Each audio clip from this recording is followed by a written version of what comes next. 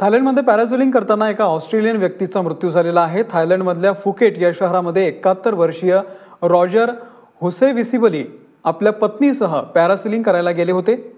मात्र आकाशामध्ये झेपावल्यानंतर अवघ्या 18 सेकंदामध्ये रॉजर हे समुद्रात कोसळले। त्यांना तातडीने जवळच्या पॅन्टॉंगमध्ये जे रुग्णालय आहे त्या ठिकाणी दाखल करण्यात आलं, पण उपचाराआधीच त्यांचा मृत्यू झाल्याचं डॉक्टरांनी सांगितलं आणि या सर्व प्रकरणी निष्काळजीपणाचा गुन्हा नोंदवून पोलिसांनी 2 जणांना अटक केली आहे।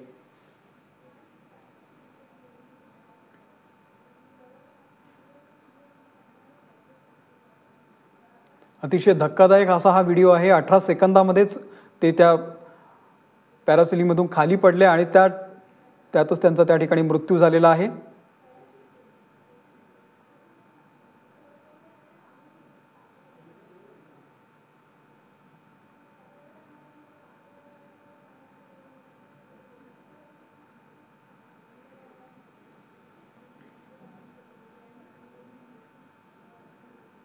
आणि या अपघाताप्रकरणी आता बेजबाबदारपणाचा गुन्हा नोंदवत पोलिसांनी 2 जणांना अटक सुद्धा केलेली आहे।